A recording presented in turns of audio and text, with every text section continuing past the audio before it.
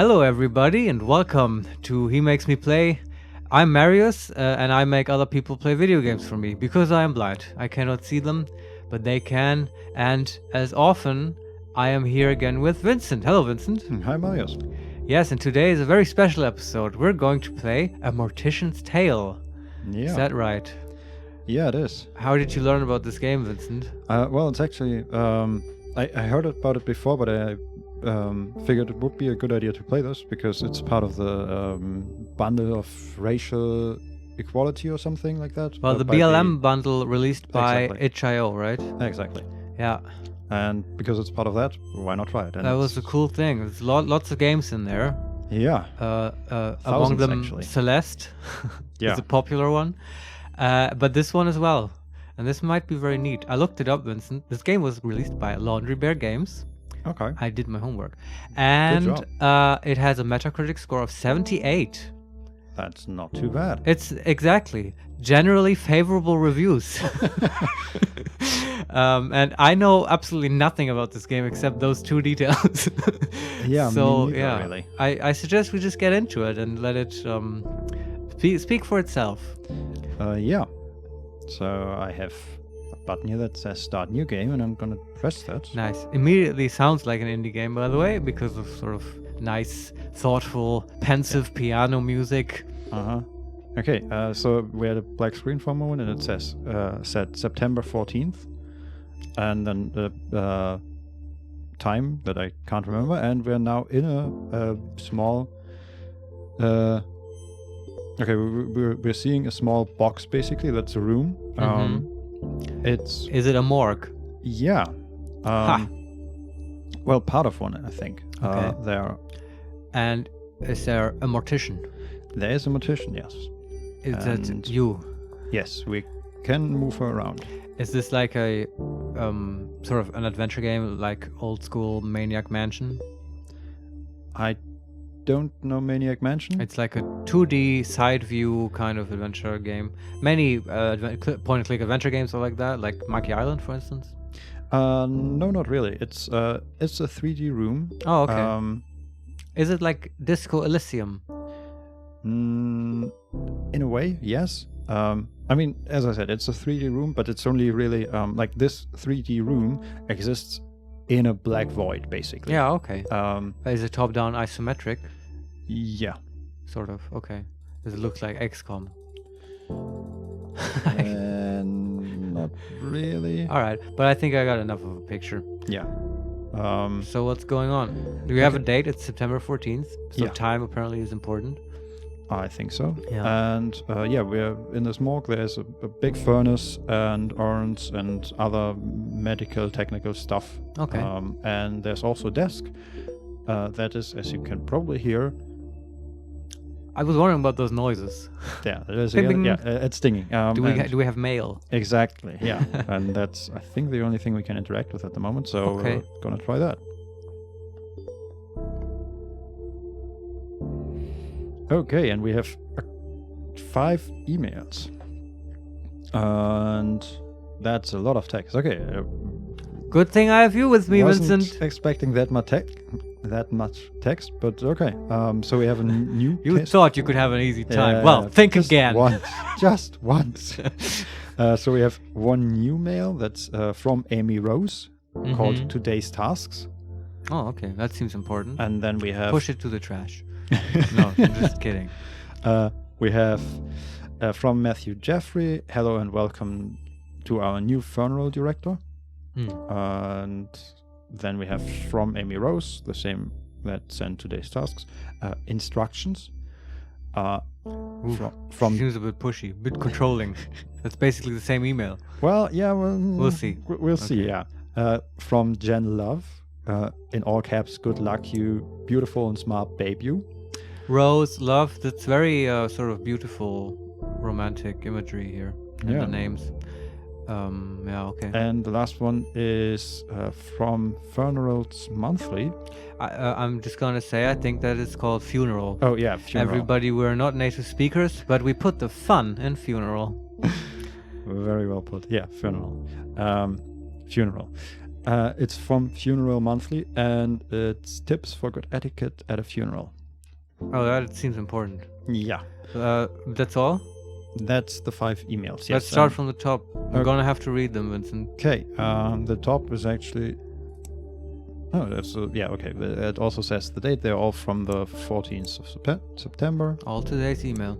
And the top one is from Matthew Jeffrey, and I'm just gonna look okay, no, because I'm always wondering with emails, is the one that shows up on top actually the last one or the newest one? Usually. In a yeah, Depends but not how you sort it. in a conversation. That's the problem, because this from Matthew Jeffrey is actually the second one in this conversation, because the first one is from Amy Rose.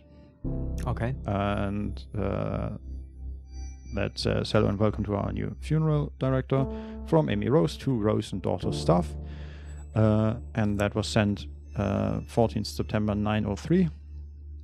And it says, hello everyone, I'd like to take this opportunity to introduce our new funeral director, Charlotte, or Charlie as she told me she likes to be referred to. Charlie is a recent graduate who came highly recommended and is eager to begin her career here with us at Rose and Daughter's Funeral Home. Please take the time to make Charlie feel at home within our little family. We'll have a nice catered lunch this afternoon so we can all get to know each other a little better as well. Sincerely, Right. Amy Rose, founder and director, Rose and Daughter's Funeral Home. And then there's a reply from Matthew Jeffrey to Charlie.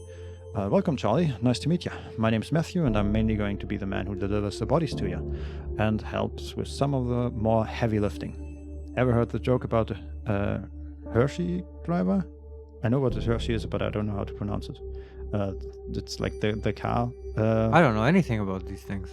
Are you speaking now, Vincent, or is this all in the email? No, that's me speaking. The last line was, ever heard the joke about the Hershey driver? I haven't. I'll tell it to you when I come by in a bit. This is the email again. Again, the email. Yeah. Okay. I can't wait. Looking forward to working together. I think you'll enjoy working here. Amy is a sweetheart, but she runs a tight ship. Nothing you can't handle, I'm sure. She wouldn't have hired you otherwise. Cheers and good luck, Matthew J., funeral director, Rose and Daughter's Funeral Home. This game is very low tension so far. Yeah, well, it's only the start Everyone's of the day. nice. Yeah. Where's the evildoers? Okay, let's take a look at instructions. Yes. Again, from Amy Rose to Charlie. Hello, Charlie. Well, you're new here, so it's probably best I explain where everything is. In your office/preparation room, you'll find your cremation station, cremulator station, embalming station, and obviously, since you're reading this email, your desk and computer area. I know you have experience working with these stations, but please let me know if you have any questions. Best, Amy Rose, founder, director, etc., etc. You'd think you'd get that in person, but oh well. Yeah. It's Well, fine. that would take more money to make, right? Maybe. Animations and all that. Text is easy. Okay, then we have Good Lucky Beautiful and Smart Babe You by Jen Love to Charlie. It's from A very 5 intimate language. 5 a.m. Okay. And she goes, I guess my subject lines to you should start by being more professional now that we are business professionals. I can't wait to get your reply so I can see your fancy new email signature. And then there are 2 exclamation marks. I love that you were able to land this gig straight after graduating. It sounds super cool. I didn't even know mom and pop funeral homes were a thing until now. Guess it's just not something I really think about that much. I should look more into this, learn more about your world and industry because, as I said, you are now a very serious professional. Speaking of being a professional, in all caps, my museum gig is amazing. I can't believe somebody paid me to move to London, and not London, O-N? Serial killer capital of Canada. What is O-N? Ontario? Oh yeah, could be. So she said, I can't believe somebody paid me to move to London and not London O-N, serial killer capital of Canada, to work in a museum. Like, take that everyone who said I couldn't get a job with an art history degree. I'll tell you more about it when we Skype. My stories require you to see my face and that you hear my excellent British accent impersonation. Also, I signed you up for a funeral monthly newsletter. Consider it your graduation gift. I love you. I'm super proud of you. Gift. Love you all. Love you. Jen L. Hart, Museum Curator, London Pathology Museum. Oh, nice. That's our girlfriend, maybe? And she's in London. Yeah, at the very least, it's a very good friend. But probably girlfriend. Intimate. Yeah. Very lovey-dovey. Yeah.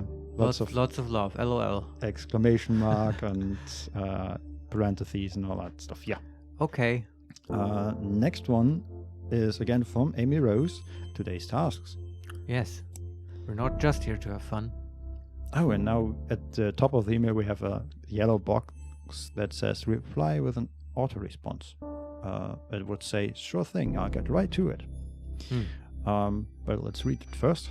It says, hello Charlie, hope you settled in okay so far. Matthew should have dropped off your first body for you to work on. He said you were really friendly, and he's glad to have someone young and lively to work with. In parentheses, you get used to his sense of humor. Your first... Haha, I get it. Right. Your first body is Mrs. Garcia, an elderly woman who died suddenly of a heart attack. The family has asked for a close-casted funeral, so no embalming or body preparation is necessary. The family seems a bit more united than previous families we've dealt with. Strange how grief affects people differently. Perhaps having more time to say goodbye makes things a bit easier, if that's possible. That being said, although you will not be embalming Mrs. Garcia, I do think it's important to take the time to clean her body. No one is going to see her body, but I like to encourage my funeral directors to do this out of respect for the deceased and their loved ones. Aren't there like health guidelines as well? For probably. Sanitary stuff. I don't know. I just watched a show about morticians once. 6 Feet Under. That was a good show. Huh. And they had to clean bodies as well? I don't know. After watching the show, you see a bunch of bodies there, and I just get the feeling morticians would never just put a dead body in a box, call it a day. Like, they do stuff. I don't know. I hope so. Like, drain the blood, at least. I don't know. But okay, we do it out of friendliness here. Yeah. That's fine too. Yeah, you'll find Mrs. Garcia in the prep room. Talk soon, Amy Rose. We could reply, say we're going to do it. Yeah, there are also 2 other emails below that from the previous day at 3:22 p.m. and 3:19 p.m. It's one from Mia Garcia to Amy. Dear Amy, we are happy to be with Rose and daughters for my mother's funeral. We understand that there are usually procedures that must be followed in these situations, but if you could kindly not embalm my mother, that would greatly appreciate it. So we're kind of waiving the sanitary regulations. Yeah. Huh. And we will proceed with a closed casket for the service. I just know she wouldn't have wanted her death to have any negative impact on the environment, and since she fought so hard to beat her heart disease and to live healthily, it would be a shame to have her final moments to be counter to the way she lived. Thank you for anything you can do to help us in this matter. Best, Mia. Okay. And then a short reply by Amy. Dear Mia, of course we'll happily oblige your request for no embalming and for a closed casket. I'll ensure our funeral director receives your request. How's everyone a funeral director? Well, yeah, I don't know. That's our title, right? Yeah. What is Amy Rose's title? Founder and director. What was the first one? Founder. Founder, yeah, okay. Yeah, I guess that's just our job title. Yeah, but Matthew Jeffrey is also a director, so it feels like everybody is a director. Yeah, maybe they just don't care about these titles so much. Yeah. We just do what needs to be done. Yeah, and we should get back to Amy about that, so we'll send a mail. Sure thing, I'll get right to it. And I hope this is legal, what you're doing. And interestingly enough, okay, first of all, that closed the screen with the emails for some reason. Okay.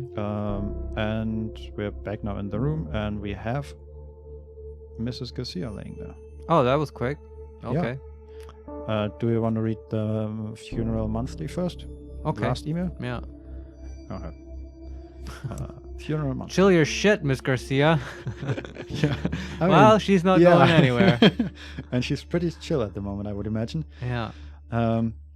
So from Funeral Monthly, tips for good etiquette at a funeral. Oh, that's useful.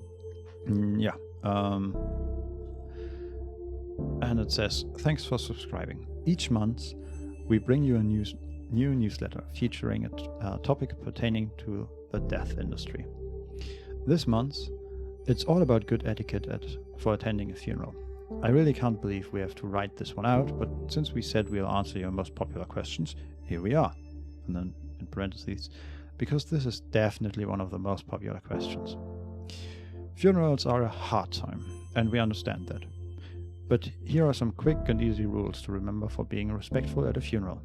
In parentheses again, generally following the guidelines of don't be a jerk should work. Number 1, don't be on your cell phone. We understand you're busy, but this a time and a place to disengage. That's the second typo I noticed. Yeah, okay. If you have to be on your cell phone, don't do so inside the funeral home. Number 2, don't be loud and obnoxious. You can share happy stories, but other people are also grieving and working through their own healing process. Being quiet gives other people space they might need. Number 3, don't get drunk. Everyone can deal with their feelings in their own ways. Just remember to be respectful when with the grieving family and friends. Number 4, happily reminisce. Sometimes remembering happy moments and positive experiences with the deceased can be a productive part of the healing process. Number 5, giving condolences. It's not easy knowing what to say to someone, but even a simple "I am thinking of you" can go a long way. Number 6, dress appropriately. What this looks like will change based on the customs of the deceased and their culture, but always dress in a way that shows respect to the deceased and the grieving family. And the last one, number 8, skipping number 7 apparently, give a gift or sign the registration book. This can be flowers or a nice card, but it's the thought that counts here. Sometimes this can be even just cooking dinner for the grieving family. Anything that shows you care and want to help them through the healing process is what matters here. Be kind and be helpful. All right. Do you think the mistakes are on the developer, or is this intentional? I think this is like if all these typos were in the same email, I would see them as intentional. Right. But there was one in the other emails. Yeah, the one from Mia, I think. Yeah. To Okay. Rose. And here again. Yeah, it's like even if it was intentional, it seems like what would it be trying to say? Because this is just a newsletter from some company. The company is slightly incompetent. I don't know. Yeah. Maybe I'm being mean, but that's what I would read it as if it was intentional. Yeah. Also, if it's not intentional, okay, who cares? Yeah. Yeah, it's an indie game, so you have to understand there are problems. Well, I mean, what does that mean? Well, I would imagine this is something like you just... Maybe they did it on the side. They didn't have so much time. Yeah, or they to run a didn't spell checker. reread all the emails, or didn't have enough money or time to invest into someone checking them again. Yeah. Something like that. Or we're making fools of us because it was intentional and there's some big thing going on. But also, it was just solid gregarious advice. Got the job done. Yeah. I'll remember that. Now let's clean the dead lady. Just there's the okay. I should also say there's a second site open here that we can use. Rose and Daughter's funeral home. That's our funeral home, right? Yes, and I think it just says a little bit about the funeral home, how it came to be, and prices and all that stuff. That's basically the homepage. Yeah, okay. How about we look into a dead body now? Yeah. Or at a dead body, I don't know how that exactly works. And okay, so let's go over there and look at Mrs. Garcia. Anything remarkable about her? Okay, so out of the bigger room, we're now in a top-down view on her. Yeah. This is the prep room where you will prepare bodies for burials and viewings. And It's a simple setup with her in the middle. We only see her upper body, her lower body, and her chest region is like covered with cloth. Oh, okay. And there are tools on the right and the left side. I mean, the right side is very obviously tools. The left side is a machine to do something with blood, I assume. Yeah, pump out the blood. Yeah. I guess maybe this is why we're waiving sanitary regulations, because it's a tutorial mission. Because cleaning is probably easy and you can't break anything. Yeah, probably. Okay. Okay, so this is the prep room where you will prepare bodies for burials and viewings. Mm-hmm. Because the family has requested a closed casket ceremony with no embalming, you are just going to clean the body. Click on the sponge and drag it over the body to clean it. Yeah, okay. Okay, yeah. This is the game now. This is makes sense. The sponge, and do I have to... Wonderful sound effects. I'm so glad we're playing this game, Vincent. Yeah. I should also say, like, the body is not exactly dirty. They are just like clouds of dirt put on top of her. I mean, she was probably in a hospital. That's it. You're done. Mrs. Garcia will be sent to Mike, who will take care of dressing and putting her in the casket. Oh, okay. We don't even have to do that. It's time to go to Mrs. Garcia's funeral. You are responsible for taking care of the deceased body, but it's also important to pay your respects to their loved ones. Oh, Follow the we arrow. know how to do that now. Yeah, follow the arrow to head to the funeral parlor. Yeah, I think we're supposed to cook their meals and be... Okay. Oh, really? We don't have catering? We're dressed completely different now. That's interesting. The game jumps around, which is fine. Yeah, the body is gone. We are out of our mortician's attire, and we are now dressed in almost like a gothic outfit, like very dark, but a little bit... well, I don't know. Maybe a little bit frilly. Frilly? Yeah. Okay. And we left the room, and the next room is where the funeral is happening. And we have the casket. That is, I should also say, basically the background and everything else is different shades of gray or white. And we were a little different in color. We are in a funeral director attire. We stood out a little, and now we are jet black, and everybody else here is also clothed in jet black clothes. All right. And the casket is bright golden, and we have different groups of people, and then like a small sitting area, catering actually, and the guest book. Okay, does anything look out of order, Vincent? Yeah. What's wrong? Well, a little, maybe. There's a dead person. That's normal, Vincent. Well, that's not what I meant. I find it a little irritating that the casket is golden, and we can actually interact with it. But what I also immediately noticed is that there's a single man standing beside the casket, and everybody else is in small groups and talking. Maybe that's Matthew, who dressed her and stuff. Could be. Want to talk to him? Why not? Or at least click. I hope we talk to him. We don't slap him. We have to... I don't know what the combat system is yet in this game. Yeah. Actually, I expected like a dialogue situation, but he just says, "We usually don't small talk a lot at these things. At least that's what I was always taught." Okay, that's Matthew. That's probably Matthew. You are right. Okay. Well, we don't want to talk small talk. No, that's also the only thing we can talk to. Okay. So there's a group of people at the guest book. Let's pay them our respects. Okay. And they're looking at the... how do you call these? Paintings where you just have like a bowl of fruit. Still life? Still life. Yes. Yeah. And they are over the guest book. There's like a still life, and there one of the people is talking about it, and the other one is just looking at her. Yes. So let's see. And the person talking about it says she would have hated these paintings. She was so particular. Oh no. And the other one says, "Yeah, at least she doesn't have to see them, I guess." And the first one, that's heavy sigh. Yeah, I guess. Can we interact with the painting? No, we can't. Yeah, let's change it. We can't, sadly. Ugh, We can only interact with people and the casket. this is so tense. Yeah. It's the wrong painting, Vincent. What do we do? This is an embarrassment on our first day.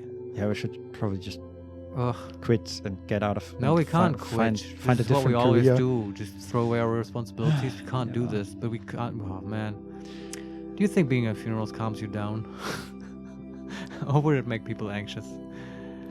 I can't decide. I mean, I think that's different for I guess. every person. Yeah. I guess if you're the type who gets calmed down, then that's the right job for you. Yeah. Anyone else we can console? Possibly. There's a couple sitting, not talking to each other, but sitting on the same sofa Okay. or couch. Let's click them. And the man of the two says, "Yeah, I heard the family specifically said no embalming. I thought it was mandatory, like required by law, but I guess not." Yeah, I did too. And the woman says, "Embalming weirds me out. Do these chemical leach into the ground? Seems strange to be using a chemical that is known to cause cancer and putting it into the ground like that." Is that true? I don't know. This game seems to really care about this, though. Yeah. Maybe this is an educational game. I don't know. Well, I don't know anything about embalming or funerals really, so it's something. The man says, "Oh, into the sewer. That's what they must do with the leftover formaldehyde, right? Just pour it down the drain?" No, we actually, morticians' homes have extra sewage systems for that. Yeah. Because also the blood and stuff, you can't just let it leak into the sewer system. I know this from 6 Feet Under. Yeah. Jesus Christ, people. Isn't Watch that- some TV. Isn't that the story of the host? I haven't seen The Host. Is it? Is it the story? Maybe it wasn't formaldehyde, but I think the The movie monster? started with like two chemists pouring like lots of the same chemical down the normal drain, and Yes, couple of people. years later You're on- not supposed to do that, yeah, or you get creates monsters. Godzilla. Yes. Yes. But But we don't have any monsters here, Vincent. no. Just sad people and slightly annoyed people. Yeah. Actually, they seem to be more sort of annoyed than grieving. Yeah. I mean, I guess that is the way. I think it's part of the process. Yeah. At least if the person that died is already old and you're kind of like expecting it as a family, that's it's not going to take that long. You think you can't grieve for old people? Oh, you sure I can. didn't think but, you'd be so harsh, Vincent. I mean, I'm talking out of experience, at least in my part. Yeah, it is true. Sometimes you're also glad when people go because they are relieved from a lot of suffering. Yeah, and also like it really depends. Like my grandfather died, and it was like the last 2 weeks before that. Yeah.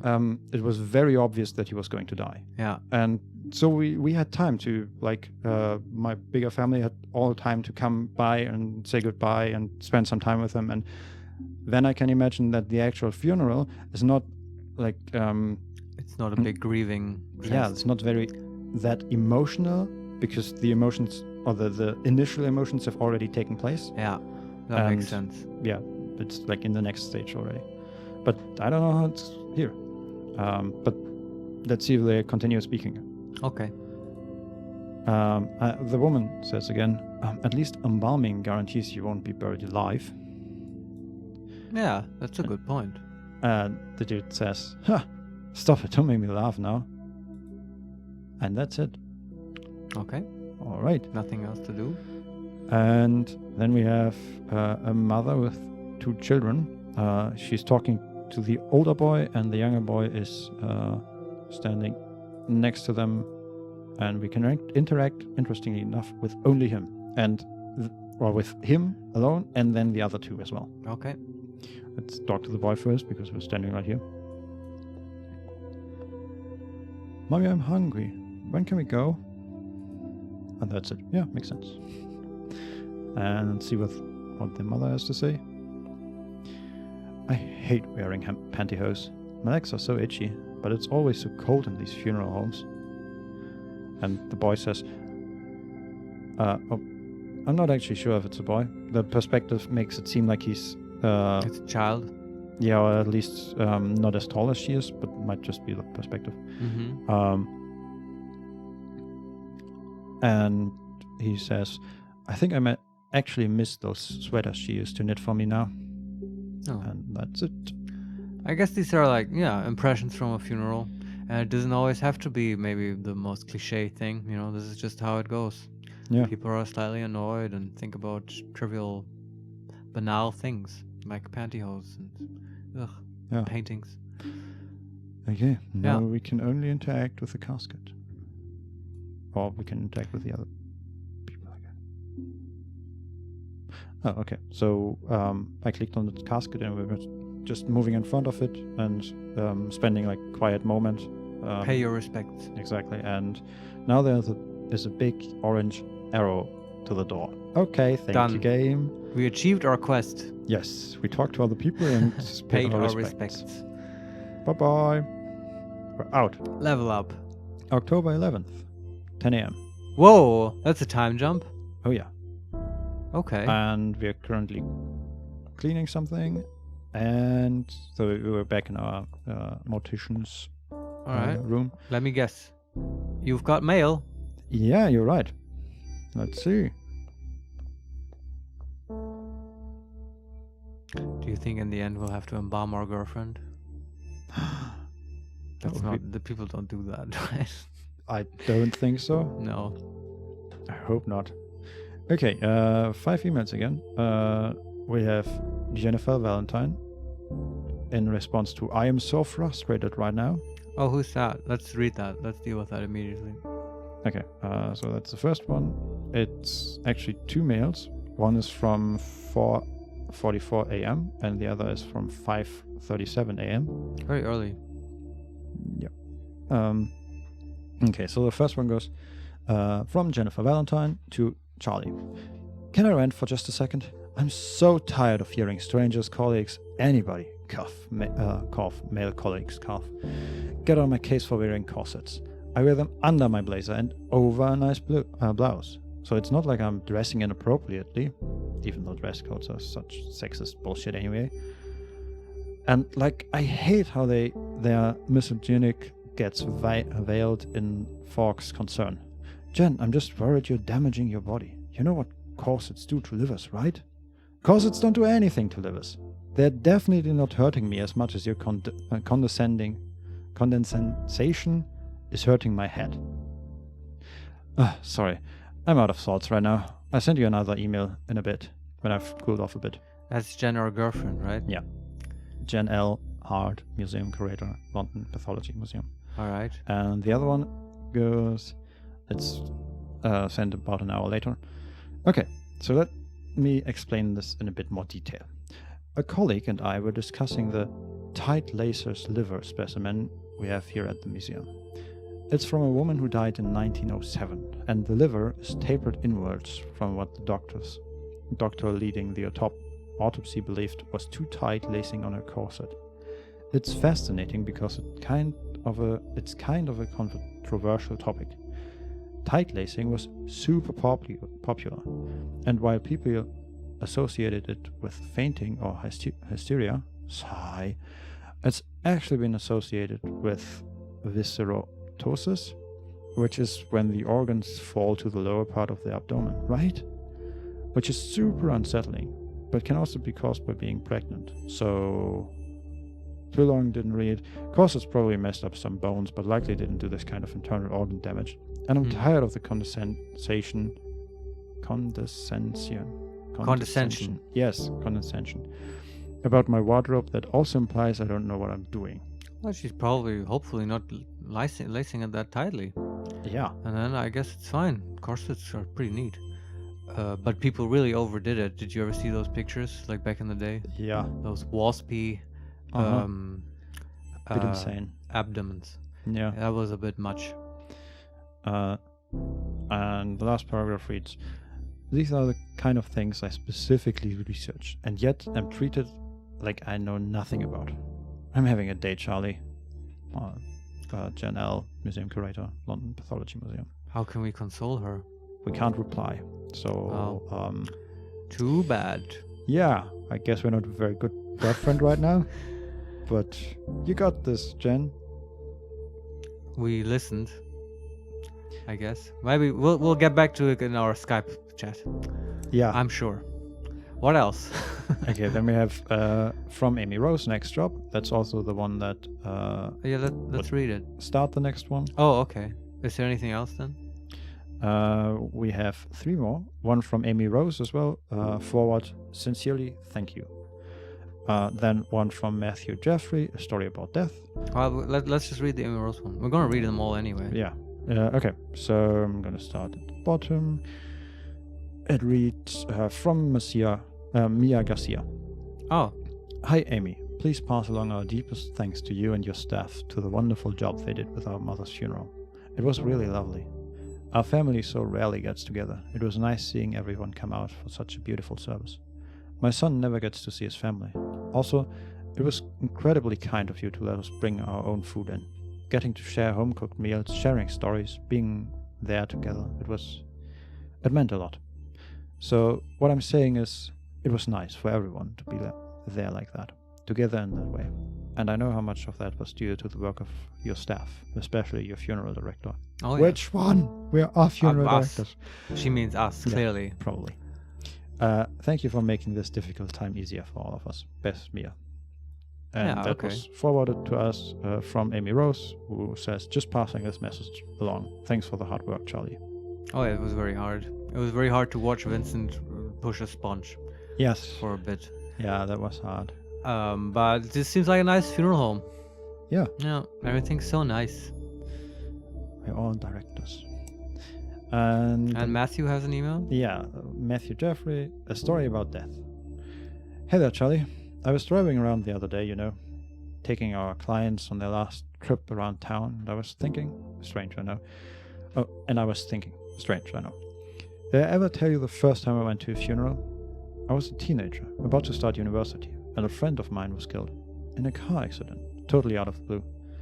Really tragic stuff. Messed me and my friends up really good.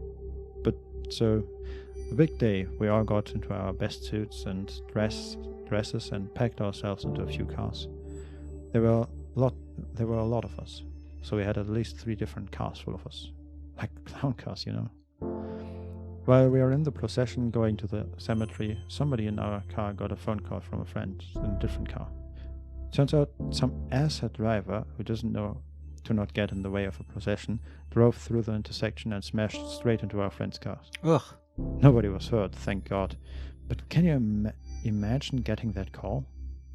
Anyway, one of my friends in the same car as me, the one who got the phone call, hung up and started laughing. Just laughing her ass off in that way that makes you not sure if they're really just crying or if they've gone full of the deep end. And she laughed. And then we all started giggling because, go figure, life is messed up sometimes, There's no morale, no point to that story, I guess. I just remembered that story and wanted to tell you. Because we work with death all the time and still sometimes get caught off guard by what that actually means. No, before you get any ideas, that has nothing to do with why I became a funeral director. That decision came totally later and is nothing unremarkable. Somebody has to do it, and I have a strong stomach, I'll see you in a bit, Charlie. No, Matthew is a wise man, yeah. I think. Don't know what else to say to that story. I guess it's a good story. Yeah, and it again puts an emphasis on how we all deal differently with death. Well, yeah, and his friend died in a car crash, right? And then there's a car crash again, but it's not so serious. Yeah, that's the thing, I guess. People are willing to or have so many stowed up emotions in these kind of situations that the stories that life writes are not quite so neatly dramatized as you would expect, because in a proper drama the other crash would also be totally fatal or something, right? It would be all tragic, but it's not. It's comic, and that's why people start laughing. Yeah. Because it breaks that expectation of tragedy. So be ready for anything at a funeral, I guess. Yeah. So on the topic of funerals, we have the last one: funerals monthly. What to wear when you're attending a funeral from a different culture. Yes, let's read it and watch for typos again. We all know everyone wants to be respectful at funerals. Don't talk too loudly, be kind, smile, and refrain from making inappropriate jokes, at least around the grieving family. Hey, sometimes when some people do need a bit of a pick-me-up during such hard times. Who are we to judge? And a big part of that is knowing what to wear. Roman Catholic funerals tend to lean more to the formal black attire rule, and it works for us. Did you know this goes back to the days of the Roman Empire, where people would wear black as a symbol for mourning? Black isn't universally a symbol for mourning, though, and if you're attending a funeral that is from a culture that is not your own, it's important to understand this. Some colors have different meanings, and despite your best intentions, the wrong choice could mean accidental offense. For example, in Hinduism and in Chinese cultures, white is a typical color for funerals. For Islam, though, it is less about the color you are wearing and more about how modestly you are dressed. Refrain from wearing any elaborate jewelry and be respectful of your behavior. For Sikh funerals, color of the clothing isn't as important, as is dressing modestly and being able to appropriately sit cross-legged. Actually, being respectful is just the number one rule for any funeral, no matter what, really. Remember that, and please don't hesitate to ask what is and isn't appropriate to wear. If you are attending to support a friend, family member, or partner, this day is not about you. So be sure to do whatever you can to be as respectful and supportive as possible, even if that means not wearing what you're used to wearing at a funeral, or even if it just means asking how you appropriately show your respect. That is again.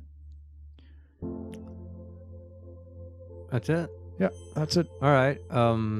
Interesting. I find that it is all very clothes-centric, right? We get here something about how to dress properly, and our girlfriend complains about the corset situation. Oh, yeah. Cool. Yeah. Don't know what that means. I just noticed. What else? Okay. Yeah, we're done with all the side emails, and now we have the next the job. Work email. So again from Amy Rose. Hi Charlie. Here are the instructions for your next body. You did a remarkable job on the first one. Oh, thank you. Oh, we're so good at cleaning. The family was very happy with you. No small feat, of course. Pleasing a grieving family isn't exactly the most comfortable of jobs. Your next job is a man named Mr. Duval, an elderly man, died of old age. Nothing fancy, just a standard funeral with embalming. You can reach out to his daughter, Lizzie Duval, if you have any questions. She's handling her father's passing as well as can be expected. As always, don't hesitate to ask me any questions. Best, Rose.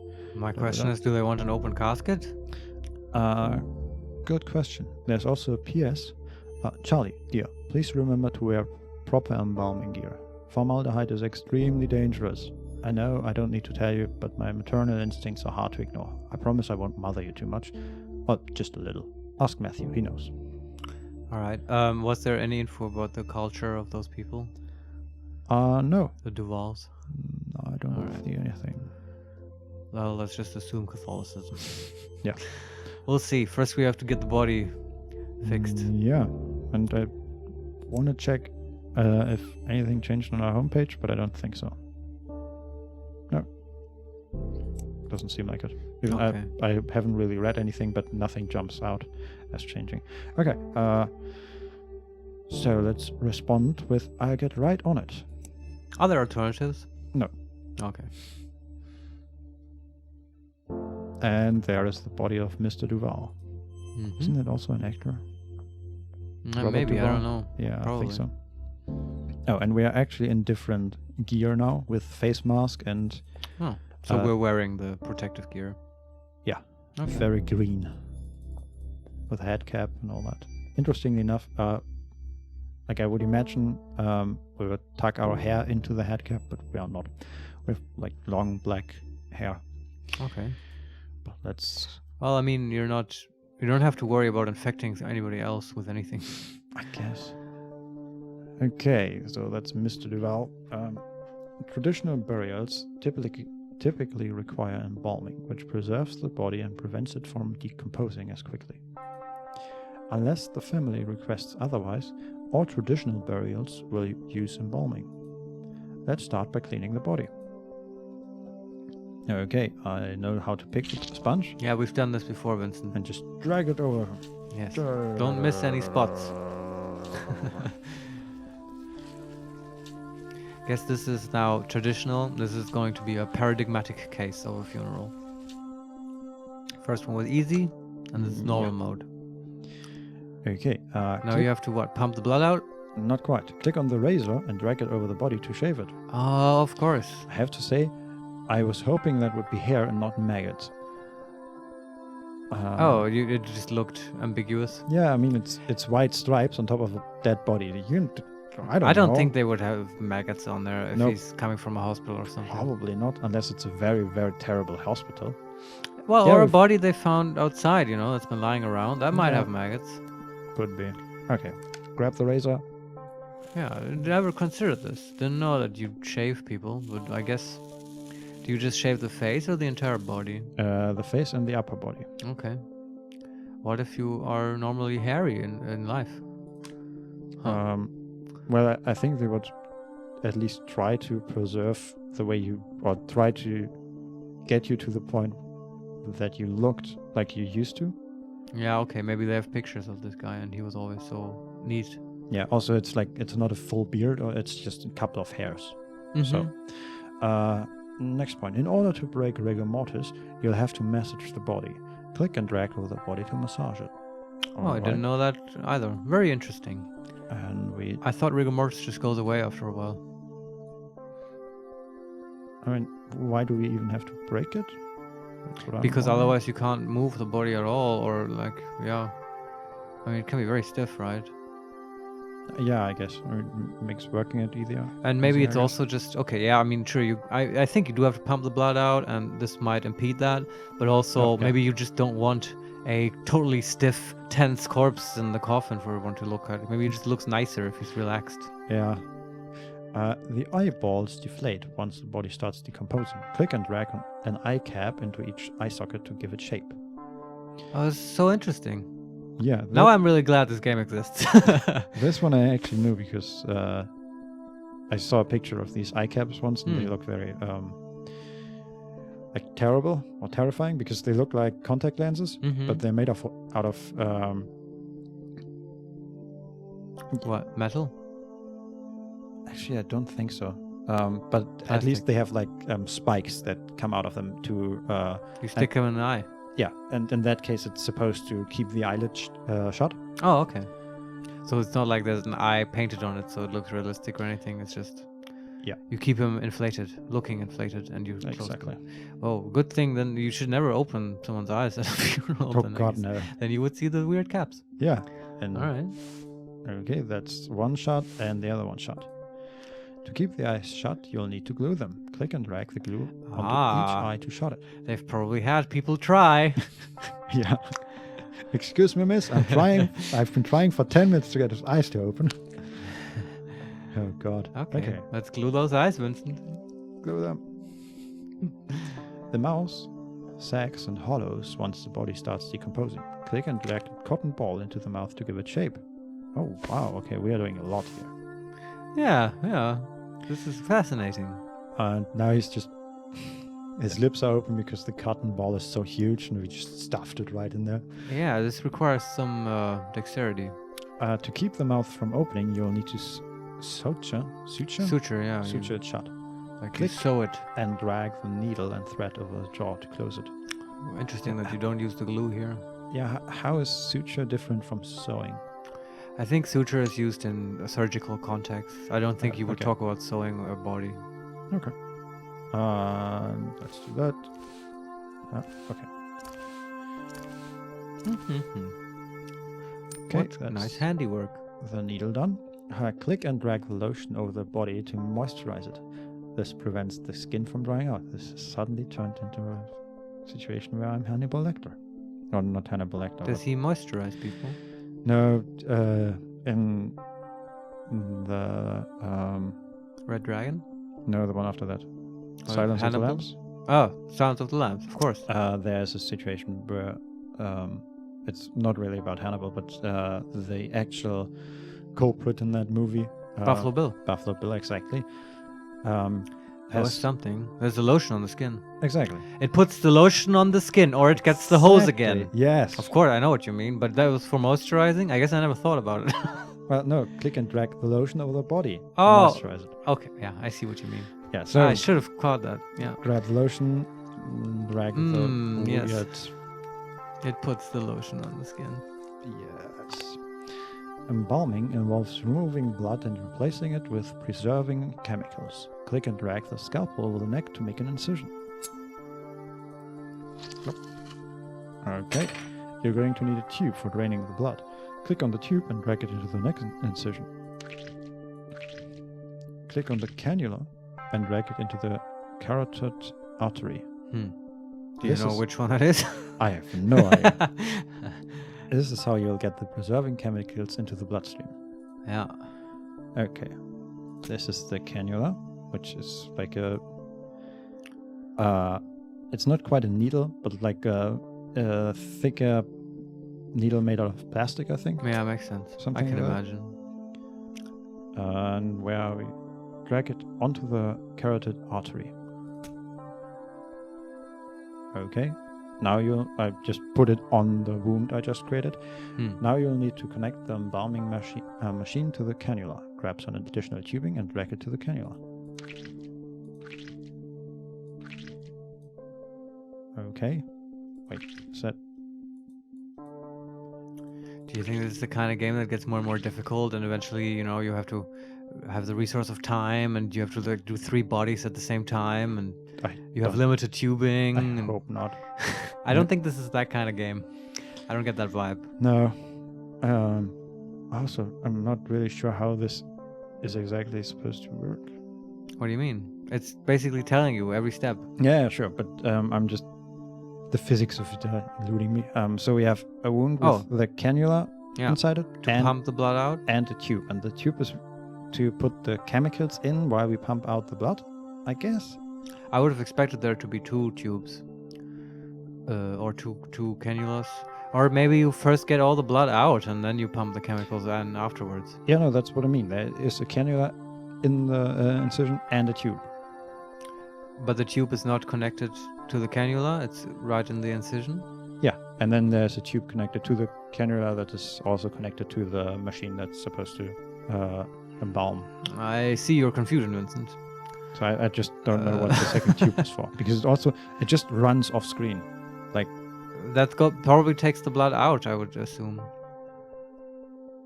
Right? Okay, so instead of sucking the blood out, we are pushing the chemicals in and the blood just flows out through the... Oh, that's possible, yeah.